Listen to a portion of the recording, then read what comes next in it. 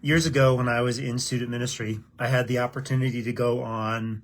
I had the opportunity to go on really amazing, two really amazing trips, two really amazing youth ministry experiences with students at two different churches. One of those trips, or the first of these trips, was a trip where we went hiking in the western North Carolina mountains. And we did that for a week. We had backpacks, we had all of our stuff, we had all of our tents and sleeping bags and all of our food, all of our supplies, like everything we packed in on this trip, and we hiked for 5 days. This big loop. It was something that I had never done before, and what we had with us was we had three guides from the organization that we went with, and it was this give and take. There was no one in our group who had done anything like that in the past. So we had to act in trust that our three guides knew what they were doing. And of course, as the week went on, we learned different skills, and we got to be in charge of different parts of the trip and just different aspects of the experience. But the long and the short of it was we had to trust that they knew the way to go. We had to submit ourselves to their way, even though sometimes what they were doing didn't seem like what we would do. The second experience was with the same organization about 2 years later at a different church, and for this one we went canoeing on the Buffalo National River in Arkansas, and it was the exact same situation. In this instance, we paddled for like 65 miles over the course of the week. Same thing. We had no idea where we were going, and we just had to trust. And especially on the canoeing trip, we had a map of the river, and we would kind of have an idea of where we were going to stop every day. And while we were out paddling on the river, some of the things like that we thought, oh, there's going to be a sandbar here or a gravel bar here. There wasn't one. And our guide would say oh, nope, it's actually around the next bend, or it's going to be down this next stretch of water that we have to paddle. And there were times where we thought, you know what, we should just stop here.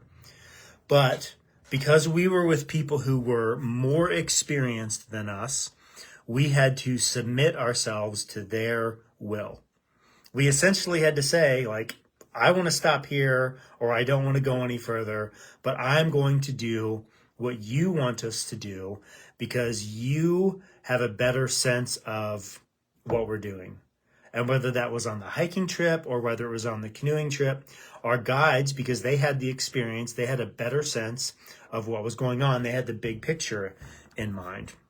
And I kind of just think about that with this dangerous prayer for this week, which is break us, not my will, but your will be done. This is Jesus in the garden the night before he's betrayed. Luke 22, verse 42. Father, if you're willing, please take this cup of suffering away from me, yet I want your will to be done, not mine. On both of those trips, whether it was hiking or whether it was canoeing, I had to let go of my control of that situation, which was hard. It was hard for lots of reasons. Number one, I can have real strong control freak tendencies, but especially in being with students. The trips that we typically did, we would go to CIY, or we would go to camp, or we would go to Mexico mission trips. I had a lot of control over what happened. I had a lot of plans. I had a lot of schedules.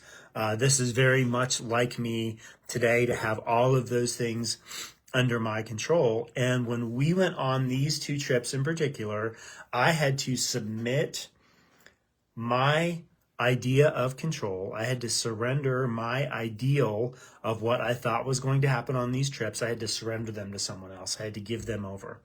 I had to say, I'm not in charge of this. This organization is in charge of this. The people that this organization has sent to be our guides, they're in control of this. And I needed to learn to surrender to that.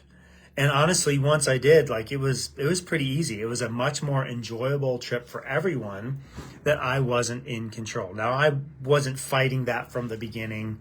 Like I went into it having this mindset that I was going to have to surrender what I thought was going to be accomplished on this trip. I had to just surrender that. So I kind of had that mindset going in.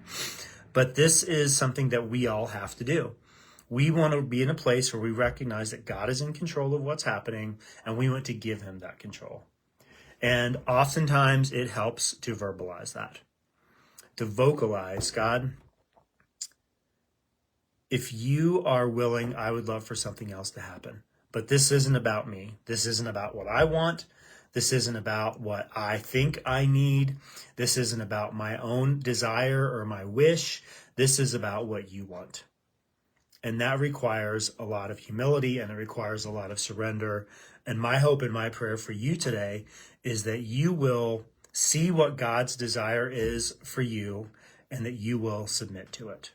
That is the starting point to being in a place where you can be used by God, is to see what he's doing and desire to be a part of it and to give up that control to him. Love you, praying with you, praying for you, and looking forward to chatting with you about this all week long.